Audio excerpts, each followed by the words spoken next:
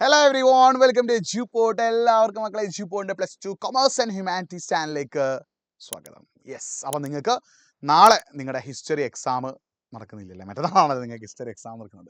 മറ്റന്നാൾ നടക്കുന്ന ഹിസ്റ്ററി എക്സാമിന് മുന്നോടിയായിട്ട് നമ്മൾ ഷോ ക്വസ്റ്റ്യൻസ് ഇങ്ങനെ തന്നുകൊണ്ടിരിക്കുകയാണ്. അപ്പോൾ അതിൽ ഏറ്റവും ഇമ്പോർട്ടൻ്റ് ആയിട്ടുള്ള ഷോ ക്വസ്റ്റ്യൻസ് നമ്മൾ എന്ത് ചെയ്യാൻ പോവുകയാണ്, ഡിസ്കസ് ചെയ്യാൻ പോവുകയാണ്. അപ്പോൾ ഞാൻ വീണ്ടും റിപ്പീറ്റ് ചെയ്യാണ്, നമ്മൾ ഈ പറയുന്ന ഷോ ക്വസ്റ്റ്യൻ എന്താടാ, നിങ്ങളുടെ എക്സാമിന് ഏറ്റവും കൂടുതൽ തവണ റിപ്പീറ്റ് ചോദിച്ച ക്വസ്റ്റ്യൻ ആണ്. ഇത് മാത്രം പഠിച്ചാൽ പോരാ, ഇതിന് പുറമെ എന്ത് ചെയ്യുന്നുണ്ട്, നമ്മൾ ഓരോ ദിവസവും ലൈവിൽ 2-3 ചാപ്റ്റേഴ്സിന് ഷോ ക്വസ്റ്റ്യൻ ഡിസ്കസ് ചെയ്യുന്നുണ്ട്. അത് നിർബന്ധമായിട്ട് എന്ത് ചെയ്യണം, പഠിക്കണം. പിന്നെ മാപ്പും ക്രോണോളജിക്കൽ ഓർഡറും ഇതിൻ്റെ ഒക്കെ വീഡിയോ നമ്മുടെ ചാനൽ അവൈലബിൾ ആണ്. അത് നിർബന്ധമായിട്ട് എന്ത് ചെയ്യണം, കാണണം. സോ ഈ 5ാമത്തെ ചാപ്റ്ററിന് എക്സാമിന് ചോദിക്കാൻ ചാൻസ് ഉള്ള ക്വസ്റ്റ്യൻസ് നോക്കാം. ഒന്നാമത് എന്താടാ, അൽ ബിറൂനിയുടെ പുസ്തകമാണ് കിതാബ് അൽ ഹിന്ദ്. അല്ലെ, ആ കിതാബ് അൽ ഹിന്ദുമായിട്ട് ബന്ധപ്പെട്ട കാര്യങ്ങൾ എക്സാമിന് എന്ത് ചെയ്യാറുണ്ട്, ചോദിക്കാറുണ്ട്. അപ്പോൾ ശ്രദ്ധിച്ചു, എന്താടാ അൽ ബിറൂനി ആരാണ്, അൽ ബിറൂനിയെ കുറിച്ചിട്ടും കിതാബ് അൽ ഹിന്ദിനെ കുറിച്ചിട്ട് എക്സാമിന് എന്ത് ചെയ്യാറുണ്ട്, ചോദിക്കാറുണ്ട്. അപ്പോൾ എന്താടാ, അൽ ബിറൂനി എവിടെയാണ് ജനിച്ചത്, ഖോറിസാം, ഇന്നത്തെ ഉസ്ബെക്കിസ്ഥാനാണ് ആര് ജനിച്ചത്, ഖോറിസാമിലാണ് അൽ ബിറൂനി ജനിച്ചത്. അൽ ബിറൂനിയുടെ പ്രത്യേകം എന്താ, ഹി വാസ് എ ലേൺ മാൻ, ഒരുപാട് ഭാഷകൾ അറിയായിരുന്നു. സുറിയാനി, അറബി, പേർഷ്യൻ, ഹീബ്രു തുടങ്ങിയ ഡിഫറെൻറ്റ് ലാംഗ്വേജസ് അറിയായിരുന്നു. അത് മാത്രമല്ല പല പുസ്തകങ്ങളെയും അറബിക് ട്രാൻസ്ലേഷൻ, അറബിയുടെ പരിഭാഷ അദ്ദേഹം എന്ത് ചെയ്തിട്ടുണ്ട്, വായിച്ചിട്ടുണ്ട്. അല്ലേ, ശ്രദ്ധിക്കണേ, 1017 മുഹമ്മദ് ഗസ്നി എന്ത് ചെയ്യുന്നു, ഖോറിസാം ആക്രമിച്ച് കീഴടക്കിയത് കൂട്ടാണ് അൽ ബിറൂനി എവിടേക്ക് എത്തുന്നത്, ഇന്ത്യയിലേക്ക് എത്തുന്നത്. അങ്ങനെ അന്നത്തെ ഗസ്നവിഡ് സാമ്രാജ്യത്തിന്റെ ഭാഗമായിരുന്നത് പഞ്ചാബ് അല്ലെങ്കിൽ സിന്ധ്. അങ്ങനെയാണ് അൽ ബിറൂനി എവിടേക്ക് എത്തുന്നത്, ഇന്ത്യയിലേക്ക് എത്തുന്നത്. ഇന്ത്യയിലേക്ക് എത്തിയ ശേഷം അൽ ബിറൂനി എന്ത് ചെയ്തു, ഇന്ത്യയിലെ സാൻസ്ക്രിറ്റ് സ്കോളേഴ്സ്, സംസ്കൃത പണ്ഡിതന്മാരുമായിട്ട് ബന്ധം സ്ഥാപിക്കുകയും അവരുമായിട്ട് സംസാരിക്കുകയും ചെയ്തു. അങ്ങനെ അദ്ദേഹം ഇന്ത്യയെക്കുറിച്ച് ഈ പുസ്തകത്തിന് അദ്ദേഹം ഇട്ട പേരാണ് എന്ത്, കിതാബ് അൽ ഹിന്ദ് എന്ന് പറയുന്നത്. അറബിക് ലാംഗ്വേജിലാണ് എന്ത് ബുക്ക് ചെയ്തത്, കിതാബ് അൽ ഹിന്ദ് ചെയ്തത്. ഇതിൽ അറൗണ്ട് 80 ചാപ്റ്റേഴ്സ്, 80ഓളം അധ്യായങ്ങൾ ഇതിൽ ഉണ്ടായിട്ടുണ്ട്. സോ ഈ പുസ്തകത്തിൽ എന്തൊക്കെ പറയുന്നുണ്ട്, ഇന്ത്യയുടെ ഫിലോസഫി, അതായത് ഇന്ത്യയിലുള്ള ആളുകൾ തത്വചിന്തയെക്കുറിച്ചിട്ടും, ഇന്ത്യയിലെ ഫെസ്റ്റിവൽസ്, ഇന്ത്യയിലെ ഉത്സവങ്ങളെ കുറിച്ചിട്ടും, ഇന്ത്യക്കാരുടെ ആസ്ട്രോണമിക്കൽ നോളജ്, ഇന്ത്യയിലെ ജ്യോതിശാസ്ത്രപരമായ അറിവുകളെ കുറിച്ചിട്ടും, ഇന്ത്യയിലെ കസ്റ്റംസ് ആചാരങ്ങളെ കുറിച്ചിട്ടും, ഇന്ത്യയിലെ ആളുകളുടെ സോഷ്യൽ ലൈഫ്, സാമൂഹിക ജീവിതത്തെക്കുറിച്ചിട്ടും, ഇന്ത്യയിലെ ആളുകൾ ഉപയോഗിക്കുന്ന വെയിറ്റ് ആൻഡ് മെഷേഴ്സ്, അളവുകളെയും തൂക്കങ്ങളെയും കുറിച്ചിട്ടും ഒക്കെ, നിയമങ്ങളെ കുറിച്ചിട്ടും ഒക്കെ എന്ത് ചെയ്യുന്നുണ്ട്, അൽ ബിറൂനി ഒരു പുസ്തകത്തിൽ എന്ത് ചെയ്യുന്നുണ്ട്, പറയുന്നുണ്ടെന്നുള്ളൊരു കാര്യം നിങ്ങൾ എന്ത് ചെയ്യുക, മനസ്സിലാക്കി വെക്കുക കേട്ടോ. സോ ഇങ്ങനെ ഈ കിതാബ് അൽ ഹിന്ദിന് പ്രത്യേകം എന്താ, അൽ ബിറൂനി അഡോപ്റ്റ് മാത്തമാറ്റിക്കൽ അപ്രോച്ചിൽ എന്ത് ചെയ്യാണ്, അതേപോലെ ഒരു ഗണിതാപരമായ ഒരു ഘടന. ശ്രദ്ധിക്കണം, അൽ ബിറൂനി കിതാബ് അൽ ഹിന്ദ് എന്ന് പറയുന്ന അദ്ദേഹത്തിന്റെ പുസ്തകത്തിന് ഒരു മാത്തമാറ്റിക്കൽ സ്ട്രക്ചർ, ഒരു ഗണിതപരമായ ഒരു സ്ട്രക്ചർ അദ്ദേഹം കൊണ്ടുവന്നിട്ടുണ്ടായിരുന്നു. അതായത് എല്ലാ ചാപ്റ്ററും എന്താണ്, വിത്ത് എ ക്വസ്റ്റ്യൻ, ഒരു ചോദ്യത്തോട് കൂടിയിട്ടാണ് ആരംഭിച്ചത്, അൽ ബിറൂനി. എല്ലാ ചാപ്റ്ററും ആരംഭിക്കുക, അതായത് 80ഓളം ചാപ്റ്റേഴ്സ് ഉണ്ട് നമ്മൾ പറഞ്ഞു. എല്ലാ ചാപ്റ്ററും അദ്ദേഹം സ്റ്റാർട്ട് ചെയ്യുക എങ്ങനെയാണ്, വിത്ത് എ ക്വസ്റ്റ്യൻ ആണ്, ഒരു ചോദ്യത്തോട് കൂടിയിട്ടാണ് ആരംഭിക്കുക. അതിനുശേഷം ആ ചോദ്യത്തിനുള്ള ഉത്തരവും കൊടുക്കും. അതിനുശേഷം അദ്ദേഹം എന്ത് ചെയ്യും, അദ്ദേഹത്തിൻ്റെ നാടിനെയും അല്ലെങ്കിൽ ഇന്ത്യയുടെ സംസ്കാരത്തെയും പരസ്പരം അങ്ങോട്ടും ഇങ്ങോട്ടും എന്ത് ചെയ്യും, കമ്പയർ ചെയ്യുകയും ചെയ്യും. ഈ രീതിയിലാണ് ആര് പുസ്തകം എഴുതിയിട്ടുണ്ടായിരുന്നത്, അൽ ബിറൂനിയുടെ കിതാബ് അൽ ഹിന്ദ് എഴുതിയിട്ടുള്ളത്. അപ്പോൾ ഇത് അദ്ദേഹത്തിന് എന്താ, മാത്തമാറ്റിക്കലി നല്ലൊരു നോളജ് ഉണ്ടായതുകൊണ്ടാണ് ഈ ഒരു രീതിയിൽ അദ്ദേഹം എന്ത് ചെയ്തത്, പുസ്തകം എഴുതിയിട്ടുള്ളത് കേട്ടോ. പക്ഷേ അദ്ദേഹത്തിന് അൽ ബിറൂനി കിതാബ് അൽ ഹിന്ദ് എഴുതിയെങ്കിലും അദ്ദേഹത്തിന് ഇന്ത്യയെക്കുറിച്ച് മനസ്സിലാക്കാൻ ചില പ്രോബ്ലംസ് ഒക്കെ ഉണ്ടായിരുന്നു. ഒന്നാമത് എന്താ, ലാംഗ്വേജ് അല്ല, ഇന്ത്യയിലെ ലാംഗ്വേജ് മനസ്സിലാക്കാൻ അദ്ദേഹം നല്ല ഇഷ്യൂ വന്നു. രണ്ടാമത് എന്താണ്, ഇന്ത്യയിലെ റിലീജിയനും അദ്ദേഹത്തിൻ്റെ റിലീജിയനും വ്യത്യാസം ഉണ്ടായിരുന്നു. അല്ലേ, അതും അദ്ദേഹത്തിന് എന്തായി, ഒരു പ്രോബ്ലം ആയിട്ട് മാറി. അടുത്ത എന്തായിരുന്നു, ഇവിടുത്തെ ലോക്കൽ പീപ്പിൾ, അത് സാധാരണക്കാരായുള്ള പ്രാദേശികരായുള്ള ജനങ്ങളുമായിട്ട് ഇടപെടാനുള്ള പ്രശ്നമായിരുന്നു. ഈ പ്രശ്നങ്ങൾ ഉണ്ടായിട്ടുണ്ടെങ്കിൽ അൽ ബിറൂനി എന്താണ്, ഇന്ത്യയെക്കുറിച്ച് മനസ്സിലാക്കുകയും കിതാബ് അൽ ഹിന്ദിൽ അദ്ദേഹം വളരെ വ്യക്തമായിട്ട് എഴുതുകയും ചെയ്തു. ഇന്ത്യയിലെ നഗരങ്ങളെക്കുറിച്ചിട്ടും ഇന്ത്യയിലെ കസ്റ്റംസ് ആചാരങ്ങളെക്കുറിച്ചിട്ടും ഒക്കെ എന്ത് ചെയ്തിട്ടുണ്ട്, കിതാബ് അൽ ഹിന്ദിൽ അൽ ബിറൂനി എഴുതിയിട്ടുണ്ട്. അപ്പോൾ അൽ ബിറൂനിയും കിതാബ് അൽ ഹിന്ദും ചോദിച്ചാൽ ഈ പോയിന്റ്സ് ഒക്കെ നിങ്ങൾ അതിലേക്ക് എന്ത് ചെയ്യണം, ആഡ് ചെയ്യണം. അത് ഇബ്നു ബത്തൂത്തയുമായിട്ട് ബന്ധപ്പെട്ട് 8 മാർക്കിനൊക്കെ എസ്സേ ചോദിക്കാൻ ചാൻസ് ഉള്ള ക്വസ്റ്റ്യൻ ആണ്. അപ്പോൾ ഇബ്നു ബത്തൂത്തയുടെ എസ്സേ ചോദിക്കാൻ ഇത്രയും കാര്യങ്ങൾ അതിലേക്ക് നിങ്ങൾ എന്ത് ചെയ്യണം, ആഡ് ചെയ്യണം. അല്ലേ, അതായത് അദ്ദേഹം ഗ്ലോബ് ട്രോട്ടർ ആയിരുന്നു, കോക്കനട്ട് ആൻഡ് പാൻ, ഇന്ത്യൻ സിറ്റീസിനെ കുറിച്ചിട്ടും ഇന്ത്യയിലെ കമ്മ്യൂണിക്കേഷനെ കുറിച്ചിട്ടൊക്കെ ആര് പറയുന്നുണ്ട്, ഇബ്നു ബത്തൂത്ത പറയുന്നുണ്ട്. അല്ലേ, അപ്പോൾ ശ്രദ്ധിക്കുക, ആദ്യം നമ്മൾ ഇബ്നു ബത്തൂത്ത ഗ്ലോബ് ട്രോട്ടർ എന്ന് പറഞ്ഞാൽ എന്താ, ഒരു ആഗോള സഞ്ചാരി ആയിരുന്നില്ല. അപ്പോൾ ശ്രദ്ധിക്കണം, എന്താടാ, Ibn Battuta was an African traveller who came from മൊറോക്കോയിൽ നിന്ന് ഇന്ത്യയിലേക്ക് എത്തിയിട്ടുള്ള ഒരു സഞ്ചാരിയായിരുന്നു ആര്, Ibn Battuta.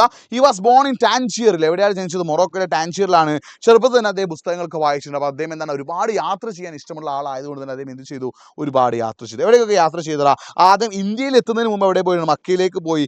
Syria, Iraq, Persia, Yemen, eastern Africa, Oman, ഇത്രയും സ്ഥലങ്ങളിലേക്കൊക്കെ അദ്ദേഹം എന്ത് ചെയ്തിട്ടുണ്ട്, ട്രാവൽ ചെയ്തിട്ടുണ്ട് കേട്ടോ. അപ്പം 1333 കാലഘട്ടത്തിലാണ് ഇബ്നു ബത്തൂത്ത എവിടെ എത്തിയത്, ഇന്ത്യയിൽ എത്തിയത്.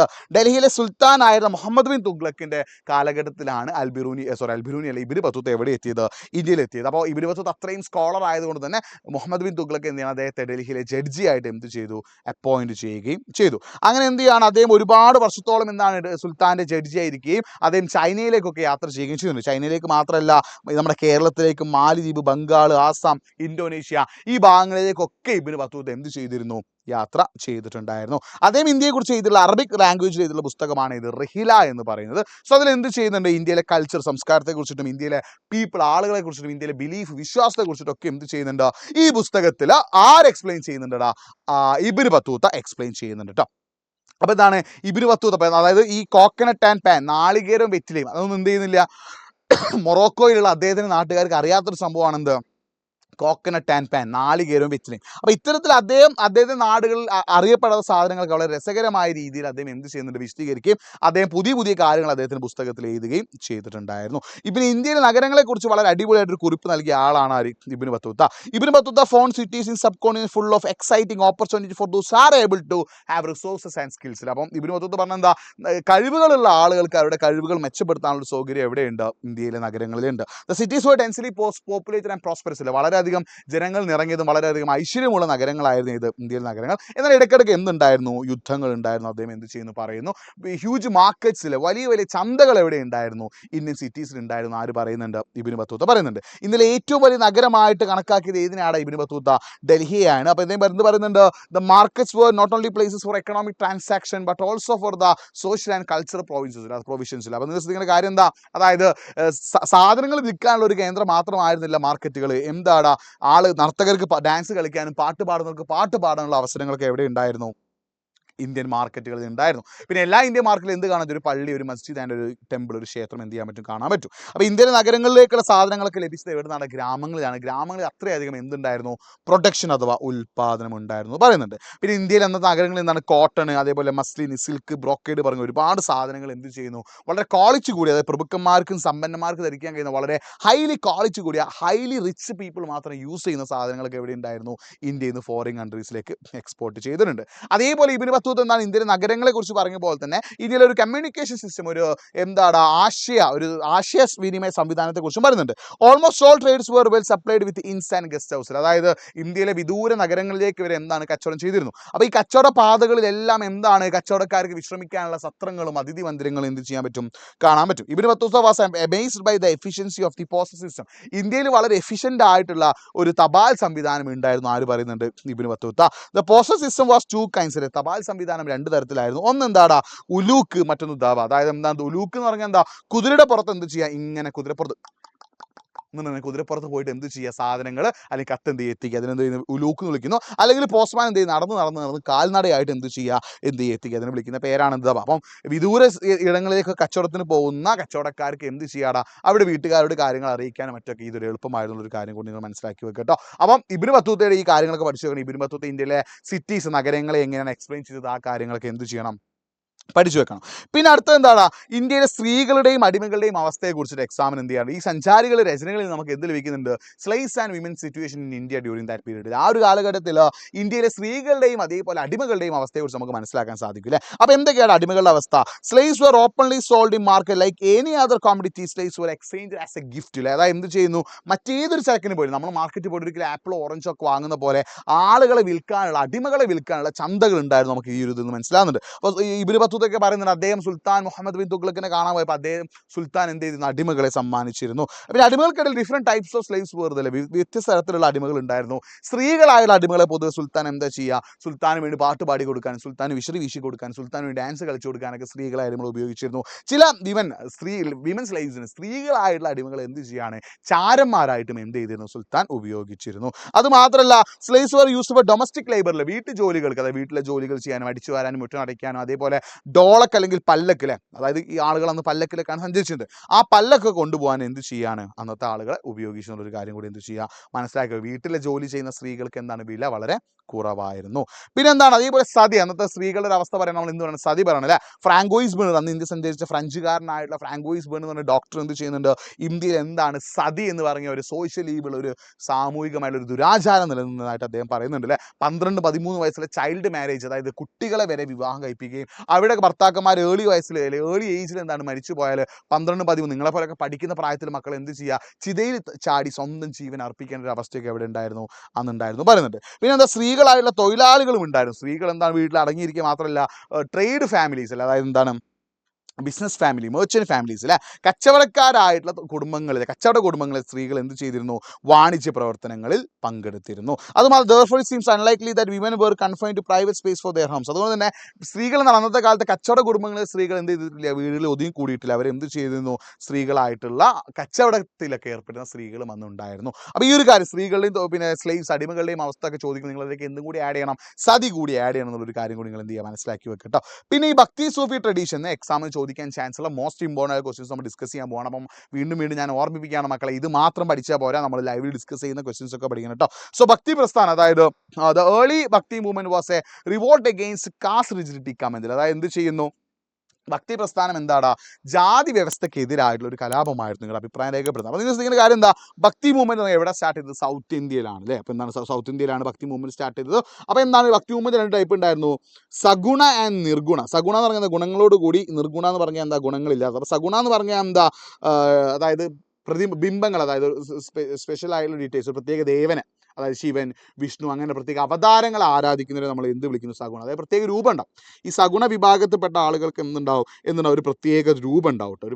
അവർ ആരാധിക്കുന്ന ദൈവത്തിന് എന്തുണ്ടാവും? ഒരു പ്രത്യേക രൂപം ഉണ്ടാവുമ്പോൾ നിർഗുണ ഭക്തിക്ക് എന്തുണ്ടാവില്ല? ഒരു സ്പെഷ്യലൈസ്ഡ് ആയിട്ടുള്ള ഒരു രൂപം ഇല്ലാത്തതിനെയാണ് അവർ എന്ത് ചെയ്യുക? നിർഗുണ ഭക്തിയുടെ ആൾക്കാർ എന്ത് ചെയ്യുക? ആരാധിക്കുക എന്നുള്ളൊരു കാര്യം നിങ്ങൾ മനസ്സിലാക്കി വെക്കുക. സോ ഈ ഭക്തി പ്രസ്ഥാനം സൗത്ത് ഇന്ത്യ അഥവാ തമിഴ്നാട്ടിലാണ് ആരംഭിച്ചത്. ആ തമിഴ്നാട്ടിൽ ഈ ഭക്തി പ്രസ്ഥാനത്തിൽ രണ്ട് വിഭാഗങ്ങൾ ഉണ്ടായിരുന്നു. ആരൊക്കെയാണ്? അൽവാസ് ആൻഡ് നായനായ്സ്. അപ്പോൾ ലോർഡ് വിഷ്ണു ഭഗവാനെ ആരാധിച്ചിരുന്ന ആളുകളായിരുന്നു ആര്? അൽവാർമാർ. ആൻഡ് ലോർഡ് ശിവ ഭഗവാനെ ആരാധിച്ചിരുന്ന വിഭാഗമായിരുന്നു ആര്? നയനാർമാരുടെ കാര്യം ആലോചിച്ചത്. ഇവരെന്ത് ചെയ്യാണ്? തമിഴിൽ ഈ ശിവനെയും വിഷ്ണുവിനെയും വിഷ്ണു ഭഗവാന്മാരെ പ്രകീർത്തിച്ചുകൊണ്ട് പുസ്തകങ്ങൾ എഴുതുകയും പാട്ടുകൾ പാടുകയൊക്കെ ചെയ്യുകയും ഇവർ പലയിടങ്ങളിൽ സഞ്ചരിക്കുകയും അവിടെയൊക്കെ എന്താണ്? വലിയ ക്ഷേത്രങ്ങൾ നിർമ്മിക്കുകയും പിൽക്കാലത്ത് ഈ വലിയ ക്ഷേത്രങ്ങളൊക്കെ എന്തായിട്ട് മാറിയടാ? തീർത്ഥാടന കേന്ദ്രങ്ങളായി മാറുകയും ചെയ്തു. അപ്പോൾ ഇതനുസരിച്ച് ഇവർക്ക് ജാതിയോടുള്ള മനോഭാവം എന്തായിരുന്നതാ? അതായത് എന്താണ്? അന്നത്തെ കാലത്ത് കാസ്റ്റ് ഡിസ്ക്രിമിനേഷൻ, ഭയങ്കരമായിട്ട് ജാതി വ്യവസ്ഥ ഉണ്ടായിരുന്നു. ഇതിനൊക്കെ എതിർത്തിരുന്ന ആളുകളായിരുന്നു ആര്? അൽവാർസ് ആൻഡ് നയനാസ്. അവരെന്ത് ചെയ്യാണ്? അന്ന് എന്താണ്? പല ലോവർ കാസ്റ്റ്, താഴ്ന്ന ജാതിപ്പെട്ട ആളുകൾക്ക് എന്താണ്? പല റോഡുകളിൽ നടക്കാനോ പല ഭക്ഷണങ്ങൾ കഴിക്കാനോ അവകാശമൊന്നും ഇല്ലായിരുന്നു. അതിനൊക്കെ എതിർക്കുകയും എല്ലാവർക്കും എല്ലാ വസ്ത്രങ്ങൾ ധരിക്കാനും എല്ലായിടത്തും നടക്കാനുള്ള അവകാശങ്ങൾക്കൊക്കെ ആര് പോരാടി?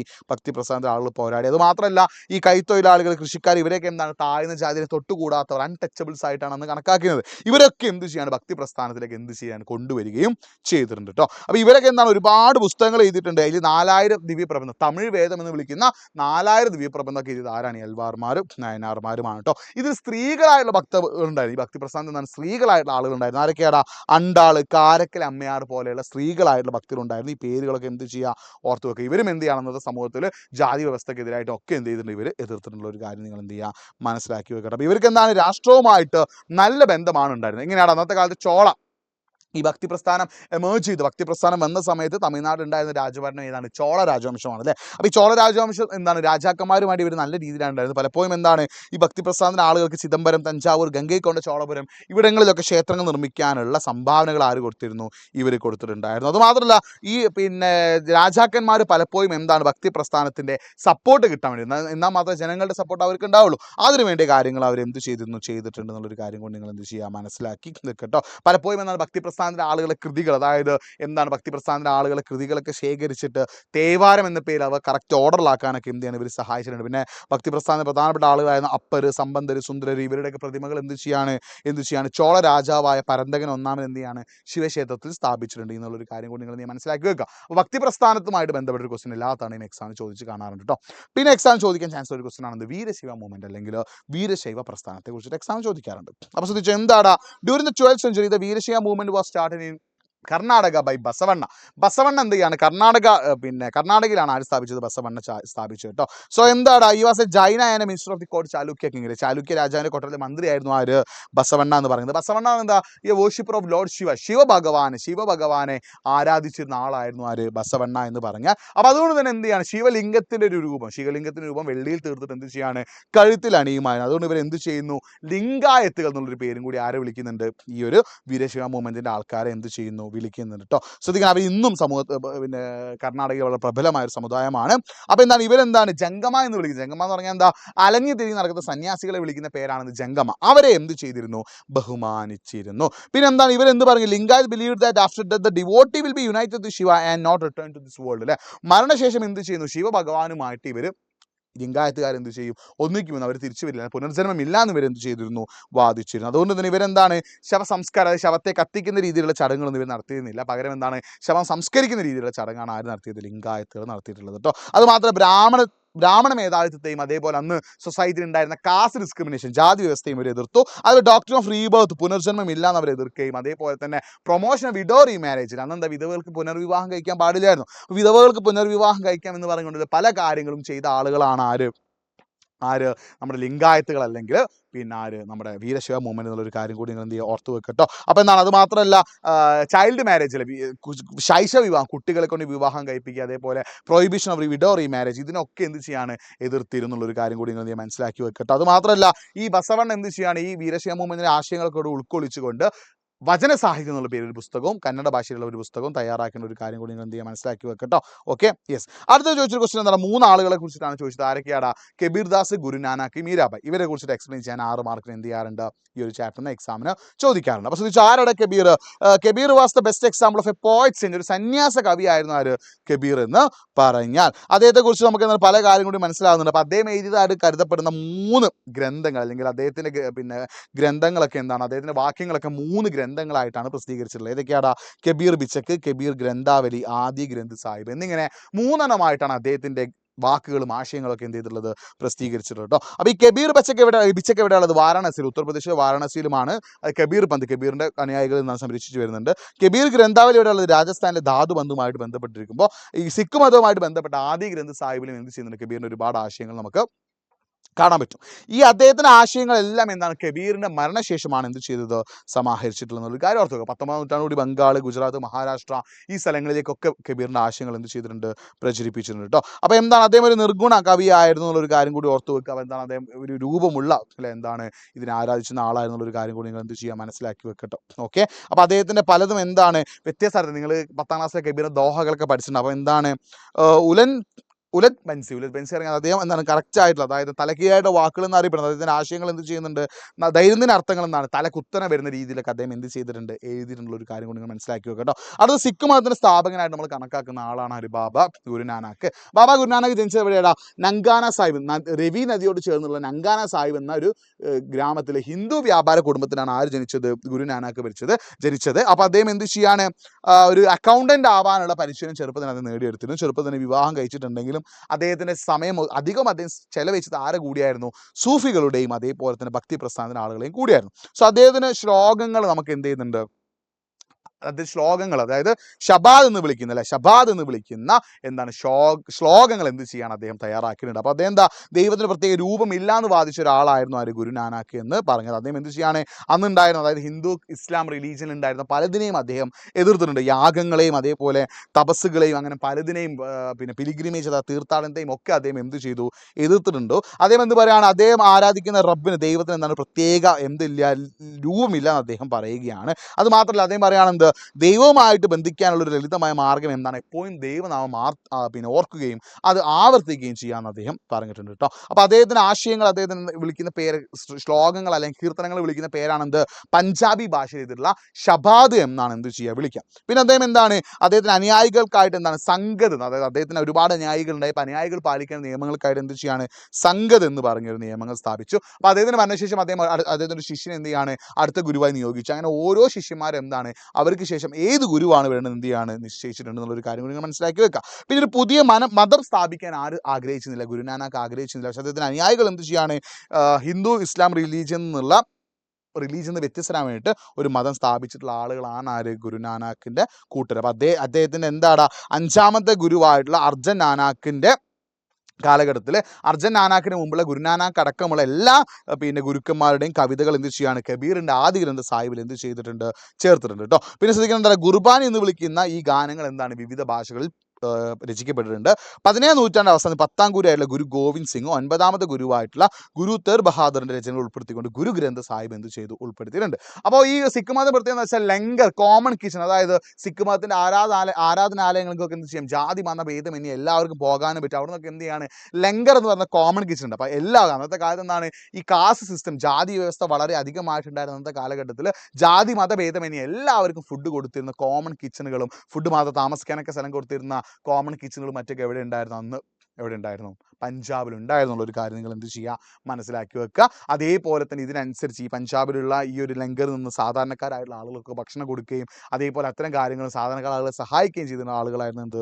ഗുരുനാനക്കും സിഖ് മതത്തിൻ്റെ ആളുകൾ. അപ്പോൾ ഈ കാര്യങ്ങളൊക്കെ എന്ത് ചെയ്യാറുണ്ട്? എക്സാമിന് ചോദിക്കാറുണ്ട്. അതൊക്കെ നിങ്ങൾ എന്ത് ചെയ്യണം? പഠിച്ചു വെക്കണം. ബാബ ഗുരുനാനക്കിനെ കുറിച്ചിട്ടൊക്കെ എക്സാമിന് ചോദിക്കാറുണ്ട്. അപ്പോൾ ഇതിന് പുറമെ വേറെയും ഇമ്പോർട്ടൻ്റ് ആയിട്ടുള്ള ക്വസ്റ്റ്യൻസ് ഉണ്ട്. നമ്മൾ ലൈവ് ഡിസ്കസ് ചെയ്യും. ഇതെന്താണ് ഏറ്റവും കൂടുതൽ തവണ റിപ്പീറ്റ് ചെയ്ത് ചോദിച്ച ക്വസ്റ്റ്യൻസ് ആണ് നമ്മൾ ഡിസ്കസ് ചെയ്തത്. ഇതിന് പുറമെ വേറെയും ക്വസ്റ്റ്യൻസ് ഉണ്ട്. അതും കൂടി നിങ്ങൾ എന്ത് ചെയ്യണം? മനസ്സിലാക്കി വെക്കണം. ഓക്കെ, അപ്പോൾ നാളത്തെ നിങ്ങളുടെ ലൈവ് നമ്മൾ ഫുൾ മാരത്തോൺ അല്ലെങ്കിൽ ഫുൾ ഷോ ക്വസ്റ്റ്യൻസ് ആണ് നിങ്ങൾ നിർബന്ധമായിട്ടും കാണുക. അതിന് പുറമെ വേറെയും റെക്കോർഡ് വീഡിയോസ് നമ്മുടെ ചാനൽ അവൈലബിൾ ആണ്.